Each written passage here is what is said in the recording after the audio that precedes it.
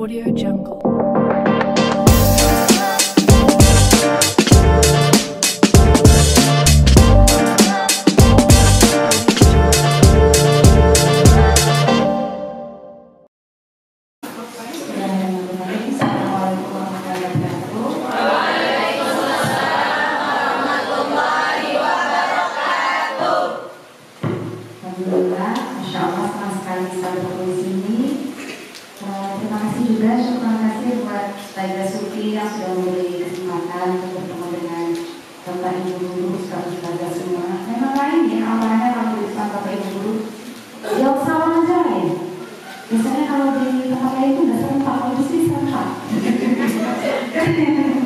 Keren banget.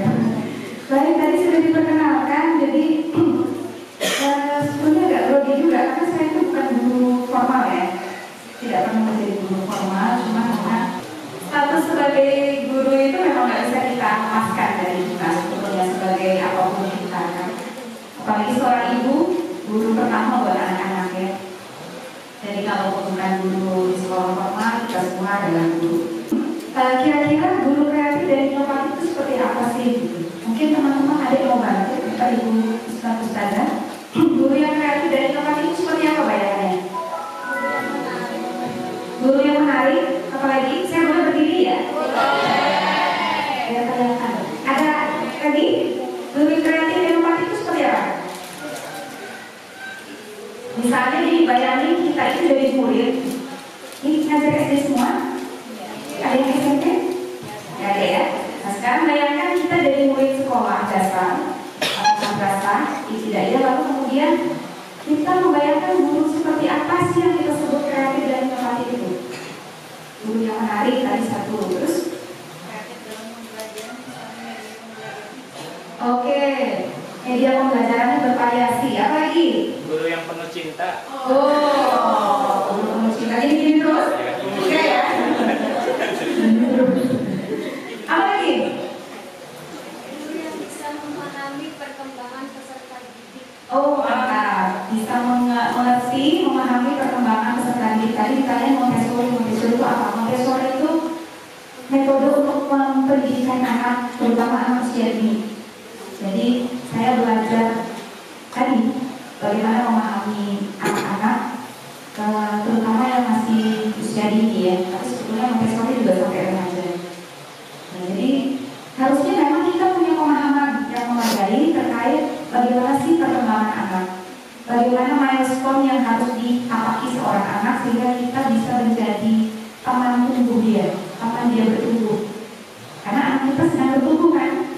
Kalau kita mau udah selesai pertumbuhannya ya, atau ada yang masih bertumbuh, kalau bertumbuhnya samping ya, udah ke atas. Nah kalau anak kita itu secara fisik bertumbuh, secara psikologis juga dia juga masih bertumbuh. Jadi guru yang kreatif itu dia memang harus memahami perkembangan anaknya. Apa lagi? Apa lagi? Guru yang berkarakter. Gimana maksudnya? Berkarakter gimana? Yang berkarakter ada yang karakternya suka humor, ada karakternya yang cuek, ada yang karakternya gitu. Jadi yang berkarakter maksudnya yang mana? Ya dia kan kreatif itu karakter, membentuk karakter dirinya. Sebagai apa ya? Motivasi anak tersebut, ini loh karakter guru yang gini gitu lah. Jadi anak-anak itu termotivasi bahwa ingin mengikuti guru tersebut. Oke, genuine ya, pribadinya tampak, terbentuk solid karakternya. Oke. Sekarang mungkin ini teori dulu nggak apa-apa ya, nanti kita banyak diskusi. Ini ya. Jadi kalau dilihat di kamus nih, Bapak Ibu, ini karena kalau saya teman-teman kamus ya, tulis itu teman-temannya kamus. Kalau di kamus dicari arti kata kreatif itu artinya ini, dia punya daya cipta, dia punya kemampuan untuk menciptakan sesuatu, tidak harus benda, tidak harus barang. Bisa jadi misalnya tadi ya metode mengajar, bisa jadi misalnya media pembelajaran, bisa jadi misalnya cara dia membuka kelas, itu juga penemuan. Apapun, tidak harus barang. Kreatif itu ketika dia mampu menciptakan sesuatu yang kemudian sesuatu itu buahnya baik. Tapi ada nggak sih hasil kreasi yang buruk? Ada dong. ngambil barang yang bukan miliknya itu juga kreatif nggak? Iya dong. Dia akan ketemu terus cara baru ya kan? Makanya ada orang yang tertipu karena penipunya terus memperbaharui data ini penipu, berinovasi betul. Jadi jangan mau kalah dong sama penipu ya. Dulu itu harus lebih dari itu gitu. Kemudian ketika dia bekerja, ada dua unsur yang terlibat di sana, ada kecerdasan, ada imajinasi. Jadi berimajinasi itu tidak buruk ya, tergantung kita gunakan untuk apa nanti hasil imajinasi kita. Asal jangan sampai menghayalnya berkepanjangan, itu yang nggak boleh. Kreatif itu kemampuan seseorang untuk menghadirkan sesuatu, menciptakan sesuatu yang belum pernah ada, atau bisa jadi sesuatu yang sangat baru, atau bisa jadi sebetulnya sudah ada tapi kita kembangkan, kita ubah, kita perbaharui. Itu juga kreatif. Nah, cirinya dia punya kepandaian dan kemampuan yang baik untuk menjalankan ide. Ada yang orang yang punya banyak sekali ide, tapi juga banyak ada orang yang dia tidak berhasil mewujudkan idenya. Ada nggak? Ada. Itu orang kreatif bukan? Belum. Karena dia belum bisa mewujudkan idenya. Bagusnya tuh kayaknya ini kayak apa caranya mewujudkan, tidak tahu. Itu berarti belum sempurna kreativitasnya. Yang kedua, memiliki pandangan positif. Nah, jadi dijaga ya, terutama dua ustazah nih. Perspektif kita terhadap sesuatu itu harus yang positif dulu yang didulukan. Ada anak yang misalnya dia sulit untuk diatur, jangan langsung kita judge, dia itu anaknya nakal. Harus positif dulu yang dikedepankan, karena orang kreatif itu akan selalu mencari celah positif dalam setiap masalah, dalam setiap peristiwa, dalam setiap kejadian. Kalau kita langsung negatifnya yang kita kedepankan, lalu yang terjadi apa? Misalnya nih ya, kita mau melakukan nonton film misalnya di sekolah. Saya punya komunitas ya. Namanya komunitas itu kan tidak punya dana yang banyak ya, sehingga kita kadang-kadang kalau menjalankan program itu kendala itu adalah kita nggak punya dana dan sumber daya yang lain. Tapi kalau kita punya kreativitas itu akan bisa jalan terus, walaupun mungkin ya terbatas ya yang bisa kita lakukan. Misalnya waktu mau bikin nonton bareng film apa gitu ya, film pendidikan buat anak-anak, kami nggak punya layar besar untuk nampilin filmnya, LCD juga pinjaman gitu ya. Terus gimana? Ya gampang, tinggal cari kain putih, tinggal cari papan tulis yang besar. Itu contoh. Jadi segala sesuatu itu, peristiwa itu kita selalu bisa melihat dari dua sudut pandang, pasti negatif positif. Tapi kalau orang kreatif dia akan selalu melihat dari sisi positif. Ya nggak? Nah, karena begitu kita melihatnya dari sudut pandang positif, kita akan ketemu apa? Solusi. Kalau kita melihat dari sudut pandang negatif, yang kita temukan apa? Kebuntuan. Masalah terus. Kalau lagi dapat solusi, ada lagi masalah. Terus masalah. Berhadapan dengan anak, dia ada sedikit, ya mungkin bukan nakal ya. Kalau anak itu nggak ada nakal sebetulnya ya. Tapi memang kan masa ingin tahu besar. Pengen coba, pengen melakukan kesalahan. Anak-anak itu belajar dari kesalahan. Jadi kesalahan itu sesuatu yang positif buat anak. Tapi karena kita sudah kadung nempelin label negatif, kita marah. Yang terjadi ketika anak itu bertingkah lalu kita marahin apa? Makin berulah dong. Oh, berhasil dia menarik perhatian kita. Kalau itu caranya biar ibu perhatian sama aku nakal aja. Ya nggak? Ada yang sudah jadi ibu atau bapak? Sudah. Perhatikan anak kita kalau kita lagi terima telepon, apa yang dilakukan? Kayak apa lagi? Gitu. Kenapa? Karena mungkin selama ini kalau dia minta perhatian kita nggak perhatiin. Sehingga ketika kita ngomong sama orang, itu kesempatan buat dia. Boleh ya Mak, main di HP? Boleh. Karena kita lagi sibuk.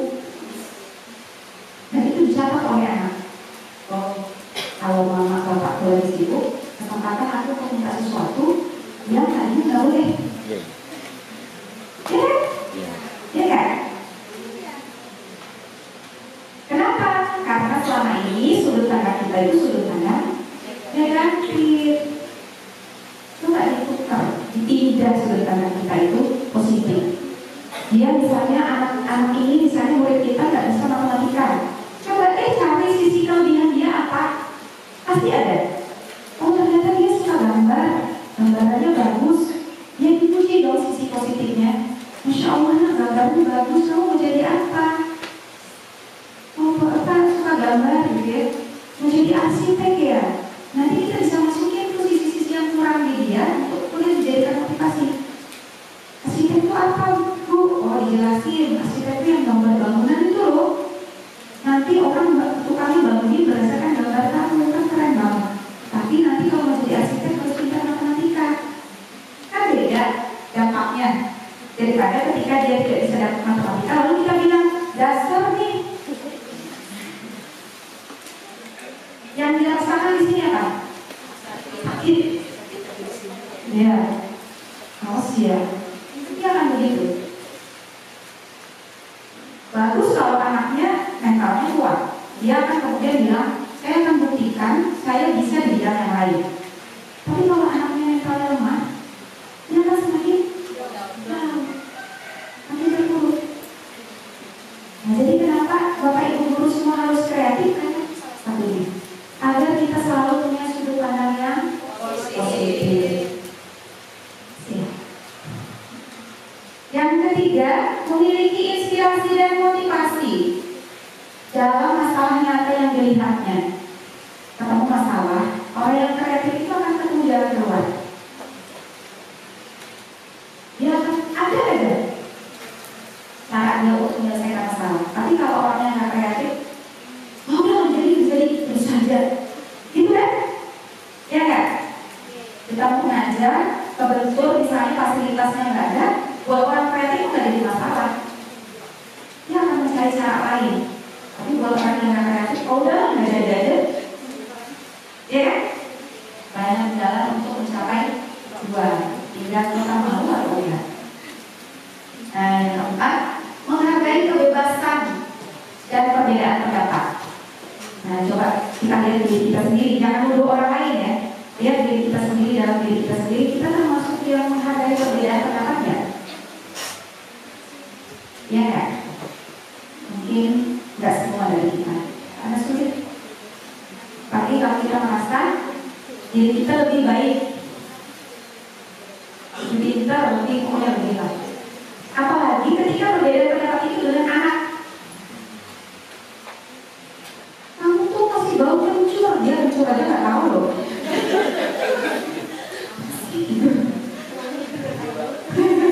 Dokter baunya kencur kayaknya. Jadi sulit ketika misalnya kita kasih tahu, misalnya contoh aja ya, kita kasih tahu satu jawaban dari sebuah soal ya, satu soal. Sebetulnya memang harus kita akui kadang-kadang cara kita untuk dapat jawaban itu kan kadang berbeda ya. Kecuali misalnya ilmu pasti ya, pasti namanya juga ilmu pasti. Tapi kalau misalnya kayak semacam pengertian, ciri-ciri itu kan sesuatu yang bisa berubah ya, fleksibel gitu. Nah, kadang ada guru yang gak mau tuh pokoknya harus persis sama seperti yang diajarkan. Karena maksudnya sama. Itu misalnya si anak menyangkal ketika ada perbedaan pendapat, anaknya menyangkal. Kita lebih suka berhadapan dengan anak yang diam, duduk dengerin, atau kita lebih suka berhadapan dengan anak yang banyak nanya. Ayo jujur aja. Yang diam. Bukannya yang memilih banyak nanya. Banyak nanya. Sabar nggak ngadepin? Kadang sabar, kadang enggak. Tergantung angin. Kalau lagi ada masalah di rumah jadi nggak sabar. Karena galak. Padahal perbedaan pendapat itu biasa. Saya punya anak saya 5. Yang pertama itu udah kuliah, yang terakhir masih kelas 3 SD. Kalau sudah masuk usia SMP, SMA, anak-anak itu sudah mulai punya pikiran sendiri, ya kan? Apalagi kita sekarang berhadapan dengan Gen Z ya, Gen Z dan Gen Alpha. Anak-anak Gen Z itu nggak mau kalau kita misalnya dia nggak setuju, lalu kita tunjukin atau kita paksakan. karena dia punya pikiran sendiri. Dia akan ngajak kita berdebat, diskusi sampai sesuatu itu make sense buat dia. Itu Gen Z. Kebayang? Saya kalau anak saya pulang, dia sekarang kuliahnya di Jawa. Kalau dia pulang, dia selalu minggu pertama itu setiap malam dia akan ngajak saya diskusi tentang banyak hal. Apa yang dia ajak diskusi, apapun yang buat dia itu meresahkan. Misalnya dia pernah diskusi tentang pergaulan laki-laki perempuan. Kan memang masanya ya, anak-anak usia segitu. Dia cerita tentang temannya, dia cerita tentang orang-orang di sekitarnya lah, termasuk juga orang-orang dewasa di sekitarnya yang seringkali itu malah justru mendorong dia untuk melakukan sesuatu yang dia tuh sebetulnya nggak mau. Sampai kemudian sesuatu pendapat itu make sense buat dia, baru dia berhenti. Gak peduli mau jam 1 malam, jam 2 malam, kalau sampai dia puas. Oh ya, aku nangkap maksudnya Bunda, aku udah paham. Dan dia akan pegang teguh itu. Tapi kalau kita rasakan, dia nggak akan mau melakukan. Kita mendidikan kita untuk sholat. Ini sekarang udahnya SD kan? SD itu usia yang kalau kata ahli kantor dia itu jadi tawanan antara begitu. Kita memang saatnya untuk memberi dia convention, aturan-aturan. Tapi hasilnya belum akan kelihatan Bapak Ibu. Dia akan nurut, semua anak SD itu akan nurut kalau dikasih aturan. Nanti hasilnya akan kelihatan ketika di SMP, SMA. Jangan heran kalau misalnya sudah di sekolah Islam, SD Islam, waktu SMP kenapa kayak itu? Ya itu hasilnya. Ada yang dia sopan, salaman, duduk-duduk waktu jalan, pakai jilbab, begitu SMA, jilbabnya dilepas. Ada nggak? Kenapa? Karena waktu SD kita itu memberi dia aturan, tapi nggak ngasih dia pemahaman. Kenapa sih harus sholat? Kenapa sih harus menutup aurat? Kenapa sih harus sama guru sama orang tua harus sopan? Ya itu jelas kita nggak sabar. Kita cuma masih tahu, ayo makan dengan kanan. Sekali-sekali dia makan dengan tangan kiri, itu nggak apa-apa. Jangan langsung pindah tangan apa makanannya kanan. Itu melukai. Kenapa sih harus tangan kanan? Kenapa? Kenapa harus tangan kanan? Gak bisa terima anak gitu. Kenapa harus tangan kanan?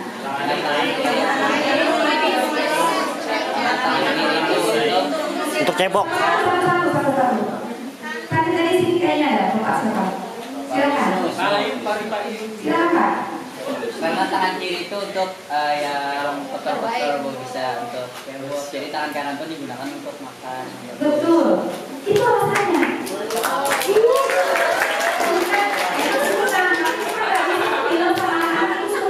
Itu nggak make sense. Kita tuh menghadapkan generasi alfa ya. Sekarang generasi alfa. Harus kita kasih tahu jawabannya itu buat dia jangan bangun. Oh iya ya. Kalau bahasa sekarang relate gitu. Contohnya itu relate. Alasan itu relate dengan dia. Oh iya benar juga. Aku kan waktu cuci di kamar mandi pakai tangan kiri. Nah makanya tangan kiri itu kalau tapi kan udah dicuci pakai sabun. Dia pasti ngomong gitu. Ada hilang virus-virusnya. Emang tahu virus kelihatan? Enggak sih. Nah, tapi kita pakai kanan.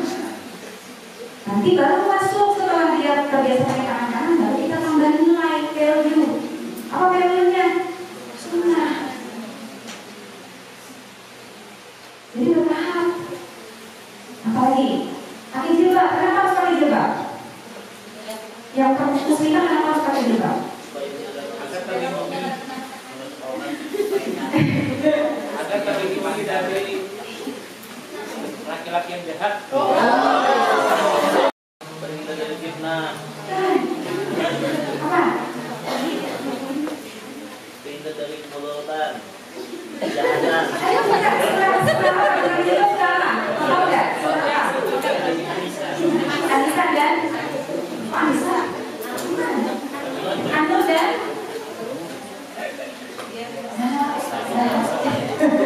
dia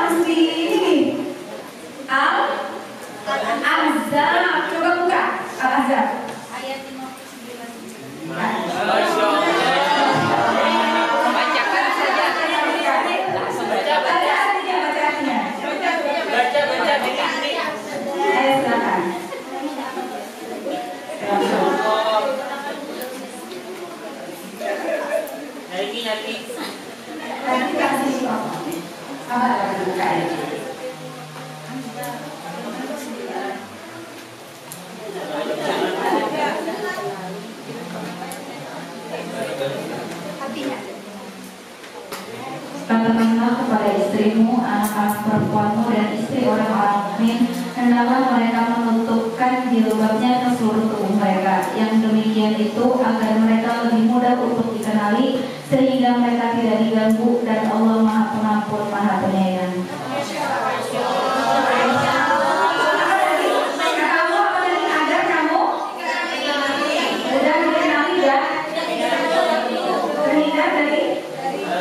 Tidak diganggu. Mereka tidak diganggu. Next step tidak? Dok, kamu udah ngajarin. Kamu mau pakai jilbab? Mungkin kalau di Indonesia, terus banyak banget yang pakai jilbab. Tapi coba, kamu keluar negeri, kamu pakai jilbab. Orang akan mengenali kamu sebagai seorang Muslim. Kamu nggak akan diganggu. Benar nggak akan diganggu? Orang segan mau sama orang jilbab. Daripada kita bilang itu perintah Allah, hai, bukan berjilbab, haram, masuk neraka. Kira-kira anak-anak menerima nggak? Nggak. Masih. Menikah aja belum udah bilang neraka sudah, jauh banget. Dari mana tadi kata anak-anak? Nah, jadi gitu ya. Orang yang kreatif itu akan selalu dia sudut pandang ini, cara dia menyampaikan sesuatu juga. Kemudian kayak fantasi dan khayalan, nah jangan dilarang-larang anak yang suka berimajinasi. Daydream katanya. Asal jangan bosan. Apa bedanya mimpi dengan apa bedanya orang yang suka apa sih istilahnya sebentar? Ya, khayal dan bermimpi. Nah,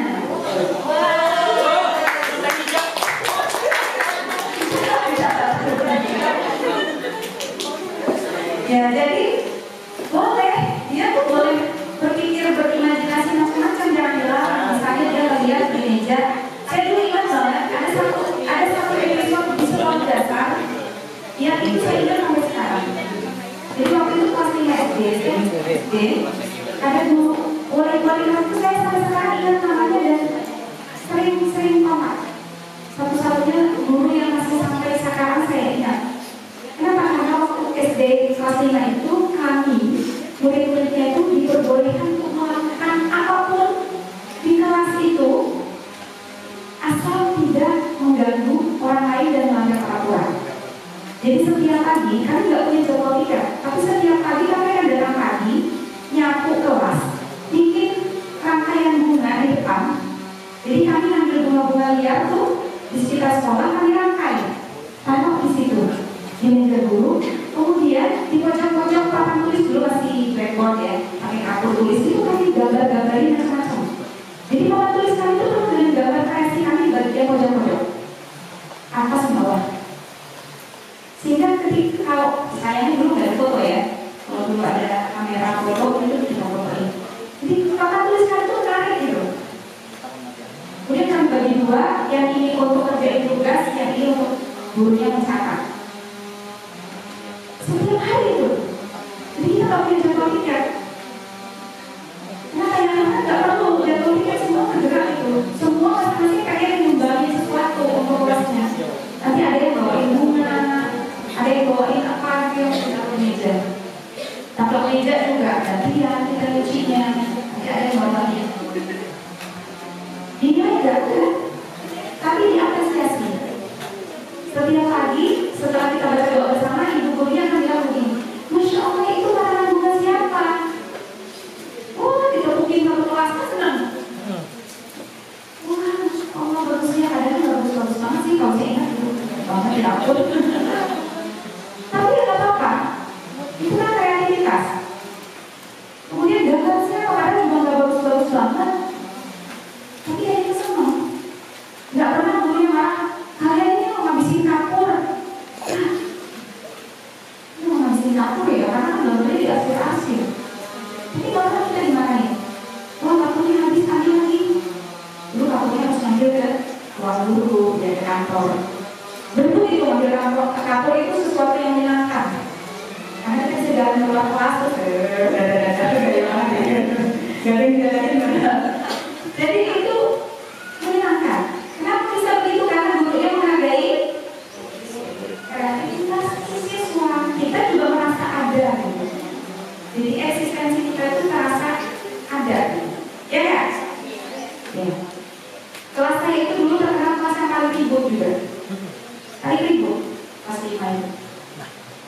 bercanda sama guru yang lain, tapi nggak ada yang lain. Kenapa? Karena guru wali kelas kami melindungi. Mereka ribut, tapi kalau bertugas mereka selesai. Nggak ada masalah. Kalian ribut boleh, asal tugasnya selesaikan dulu. Jadi setelah kita buru-buru ngerjain tugas itu, dia tidak bisa ribut. Nanti ributnya juga biasanya diskusi gitu ya. Kita pinjam buku ke perpus, balik lagi ke kelas, terus kita diskusiin. Jadi kalau ributnya ribut sesuatu yang bukan bertengkar ya, bukan ya. Dan itu sekarang saya kenal betul itu. Rasa-rasanya itu fase dimana saya merasa kreativitas saya tertampil sekali. Nanti mau pulang sekolah, sebelum berdoa, siapa yang mau maju ke depan? Ngapain? Refleksi. Nah sekarang kurikulum mereka ada refleksi ya. Saya dulu kurikulumnya apa ya? Nggak ada refleksi, tapi gurunya ngajar kita untuk refleksi. Ayo maju ke depan, siapa yang mau cerita apa yang dilakukan hari ini? Dari depan sampai akhir kita ceritain. Kamu dapat apa dari sekolah hari ini? Anu mulai tadi itu menarik kamu dulu misalnya gitu ya. Itu apa? Diceritain. Ketawain palingnya. Wah, mau besok jangan lagi. Gitu. Jadi kita melalui masa satu hari itu menyenangkan. Diawali dengan semangat, berkontribusi, diakhiri oleh kita merenung apa sih yang sudah kita lakukan hari ini. Pulang-pulang tidak ada masalah. Walaupun tadi kita bertukar sama teman gitu ya, lemparan kapur, lemparan penghapus. Dulu zaman dulu ada penggaris panjang ya, itu ya Ustazah. Itu suka begini gitu. Kalau usia sama teman tetap. Kalau misalkan misalkan gitu ya. Tapi begitu refleksi itu selesai. Kita nggak ada dendam tuh. Karena kita udah diceritain semua kan. Maaf ya, ya udah selesai. Lanjut ya. Jadi kemudian yang keenam bersikap fleksibel atau luas dalam mengemukakan dan menyikapi perbedaan sudut pandang tadi ya. Menghargai pendapat orang lain, menghargai perbedaan luas. Kita nggak langsung nyalahin, nggak bisa kayak gitu. Kita coba cari dulu, oh dia punya pendapat seperti ini, kira-kira mungkin tidak ya. Kalau nggak mungkin, ya coba kita cari cara lain. Memiliki sudut pandang yang unik, biasanya orang kreatif begitu. Sudut pandang yang unik. Kenapa unik? Karena dia membiasakan pikirannya luntur untuk memikirkan berbagai macam sudut pandang tadi. Kemudian dia bekerja keras dan biasanya cerdas. Orang kreatif itu cerdas. Orang cerdas itu juga biasanya kreatif. Kenapa? Karena dia punya banyak sudut pandang tadi. Kemudian dia punya dedikasi, ya kan? Mungkin Bapak Ibu guru pernah dengar cerita Bapak Ibu guru yang dikirim ke pelosok daerah-daerah 3T ya, sekarang istilahnya. Terpencil, terluar, tertinggal. Itu mereka rata-rata guru-guru yang kreatif, yang bertahan ya. Kalau dia nggak kreatifnya nggak akan bertahan. Yang bertahan itu rata-rata di guru-guru yang kreatif. Maka karena dia berdedikasi tinggi luar biasa, ya kan? Ya. Kalau kita yang ya walaupun masih terjangkau ya, bukan daerah 3T ya, jangan kalah gitu. Harus lebih berdedikasi karena kita dilengkapi dengan fasilitas yang lebih baik. Mampu menguraikan sesuatu dengan detail. Orang kreatif juga seperti itu. Dia bisa menjabarkan apa-apa yang orang tuh belum nangkap detailnya. Kelas yang baik, apa sih kelas yang baik itu? Orang kreatif dia akan tahu. Ini poin 1, poin 2, poin 3, poin 4 dia akan bisa menerjemahkan. Kemudian mampu mencetuskan gagasan dengan cara unik. Menyampaikan idenya itu dengan cara yang membuat orang, oh iya juga ya, udah menerima. Yang caranya, banyak penting caranya, mengambil inspirasi dari bidang lain. Apa nih maksudnya? Ini kata-kata Picasso, good artist copy, great artist steal. Stealnya positif tapi ya, steal dalam tanda kutip. Jadi ini ada satu cerita. Ada seorang ilmuwan ahli kimia namanya Steven. Dia bekerja di perusahaan lem perekat untuk pesawat. Perusahaannya 3M. Dengar kan? Perusahaan 3M, merek apa loh 3M? Tapi enggak, bapak-bapak nih yang ada yang tahu? 3M, 3M, R apa? Double E, apa lagi Pak? Ya, seperti itu. Memang dia produser lem. Tapi dulu tahun 70-an dia produser lem untuk pesawat. Belum untuk kayak sekarang. Jadi si Stephen ini tugasnya adalah mencari penemuan-penemuan bahan perekat yang kuat untuk pesawat. Sampai kemudian suatu hari dia menemukan satu komposisi alat perekat, tapi ternyata nggak kuat, gagal gitu ya. Ya kalau sudah gagal, karena tujuannya untuk perekat pesawat ya nggak pakai dong, ya kan? Sampai tahun 1974 ada seorang temannya namanya Art Terry. Art Terry ini seorang penyanyi gereja yang dia itu kesulitan untuk, jadi mereka kalau penyanyi gereja itu kan pakai buku lagu yang tebal gitu ya. Dia kesulitan untuk menandai lagu-lagu yang akan dinyanyikan karena mereka kalau punya buku dan lagunya kan ganti-ganti, biasanya harus ditandai gitu. Ditandai pakai kertas, jatuh. Pakai pembatas buku tuh jatuh, bisa jatuh gitu, sehingga kelabakan nanti carinya. Dia ingat penemuan Stephen yang gagal itu. Kemudian dia ngomong sama Stephen, boleh nggak alat bahan perekat yang gagal tadi aku pakai untuk merekam, ditaruh di kertas. Kemudian nanti kertas itu bisa dilepas pasang. Apa sekarang namanya? Kertas apa namanya? Sticky note atau post-it namanya, sebenarnya kertas post-it. Ya kemudian kita berpikir, oh iya juga ya pakai ini itu datanya berhasil. Ketika kemudian dipakai oleh arteri, orang melihat, bagus nih gitu ya. Lalu kemudian berapa tahun kemudian perusahaan 3M itu melihat inovasinya Stephen dan temannya tadi, kemudian memproduksinya secara massal. Sampai sekarang kita bisa melihat produk itu masih kita gunakan ya. Itu contoh bagaimana seorang kreatif itu mengambil inspirasi dari bidang lain, lalu dia buat sesuatu yang baru. Ini Bapak Ibu guru, keguruan semua enggak kan? Enggak keguruan semua kan? Sekolahnya? Enggak kan? Tapi ketika kita pertama kali ngajar, artinya karena kita bukan lulusan dari keguruan, maka kita harus belajar ya bagaimana cara mendidik kan? Bagaimana cara mentransfer ilmu dan lain. Orang kreatif itu dia akan sangat semangat untuk belajar hal yang baru. Jadi ini tadi, dia akan mengambil inspirasi dari bidang lain. Tidak ada masalah. Dari bidang apapun yang bukan bidang dia, tidak ada masalah. Ya kan? Kalau sekarang sudah jadi ustaz-ustazah, jangan malu untuk belajar sesuatu yang baru di luar sana.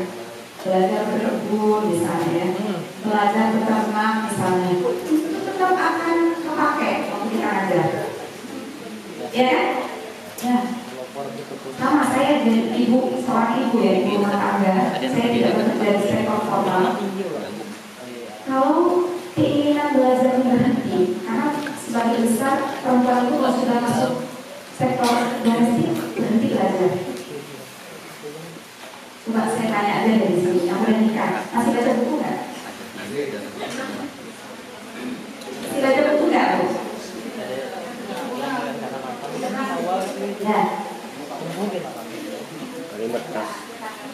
Baca tapi nggak masuk ya, buku kerasa. Baca kok di status orang. Baca. Bukan baca ya. Jadi jangan berhenti belajar. Jangan pernah terpaku pada bidang kita saja. Pelajari yang lain, karena itu pasti akan terpakai. Yang kedua, lupakan sejenak yang sudah kita ketahui. Tadi kata siapa tadi moderatornya? Ustaz Hilmi. Ustaz Hilmi bilang kosongkan gelas, betul itu. Setiap kali kita berhadapan dengan sesuatu, kosongkan gelas kita. Termasuk pada anak-anak. Anak-anak itu luar biasa loh. Saya tuh sebenarnya nulis bukunya buku anak-anak, buku untuk anak-anak, buku bacaan anak. Setiap hari saya harus kosongin gelas, ngobrol sama anak-anak, memancing. Dari situ baru saya dapat ide belajar dari semua orang, kosongkan gelas, jangan merasa sok. Kita lebih duluan tahu, atau kita lebih tahu dari dia. Tapi kita nggak tahu kok. Ilmu itu berkembang terus. Apalagi ilmu alam. Kita sekarang sangat penting kan, dengan perkembangan teknologi yang luar biasa. Sekarang anak kita, kalau kita kasih tugas PR, ini bukan fokus jawaban orang. Buka ChatGPT, buka AI, dia ketik apapun pertanyaannya, AI akan bisa jawab. Walaupun kadang-kadang jawabannya aneh. Anaknya maksudnya aneh. Tapi kalau dia minta mengulang kalimat itu nggak ada salah. Bapak ibu guru berhadapan dengan itu sekarang. Kecerdasan buatan. Kalau kemudian kita tidak belajar yang baru, kita akan terpisah dari anak-anak kita. Mereka akan dari dasar kita, dan kita akan disuluskan nanti. Kemudian yang ketiga, relax. Nah, waktu pandemi gimana Bapak Ibu? Relax atau enggak? Relax. Relax banget atau enggak? Relax. Saking relax banget, jadi nggak ngapain ya. Begitu selesai pandemi, aku udah 2 tahun tadi ngapain aja. Aku justru stres. Kenapa? Yang ibu kayaknya stres ya. Oh, iya. Karena anaknya juga belajar di rumah ya, Bu. Mau ngajar, anaknya teriak, oh ini apa ini? Ketupat. Relax itu mendatangkan ide-ide baru. Tapi kalau kita tegang, coba aja kalau kita hadapi masalah, terus kita tegang, ada solusinya? Sedang. Kita tersesat dalam jiwa dalamnya. Gak ada kompas, gak ada penunjuk, gak ada HP, ada Google, gak ada. Tidak ada juga tempat untuk bertanya. Kalau kita fokus pada masalahnya, kita gak akan keluar dari jiwa. Ya kan? Tapi kalau kita lihat, masih ada solusi, kita akan cari. Kalau kita belum melihat solusinya ya. Tapi kalau kita relax, setidaknya kita tidak akan melemparkan emosi negatif kepada orang. Yang berikutnya, jalan-jalan, menjual rutinitas.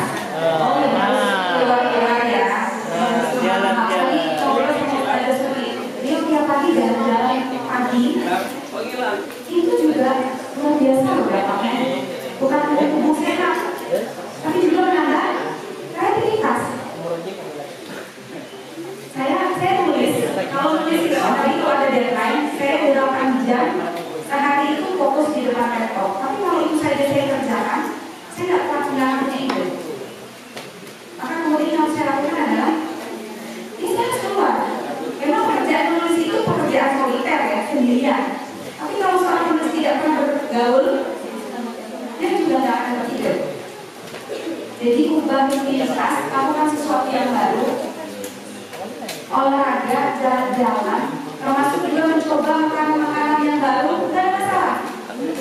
Itu juga merangsang kreativitas. Asal jangan dari pasangan baru ya, ya. Bosan ganti jangan. Kemudian lakukan sharing ide. Nah, kita pancing, kita ajak orang untuk saling ngobrol nih. Kamu punya ide apa? Hargai semua ide. Catat loh. Satu saat ini itu akan terpakai. Kemudian tekuni hobi. Ada punya hobi? Banyak kan? Ini catatan ya buat ibu-ibu. Ibu-ibu lagi ini kan saya ibu. Kalau masih mau bapak-bapak nggak lihat. Bapak-bapak itu Bu, bapak-bapak itu kalau punya sudah nikah ya kita punya hobi Bu. Ya, betul sekali, betul. Oh, sepakat. Dan jangan dilarang. Iya, betul. Asal. Menguntungkan. Jangan lupa kewajiban. Nah, Ya kan? Termasuk ibu-ibu ya bapak-bapak, itu hobi loh mereka ini. Jangan. Audio Jungle.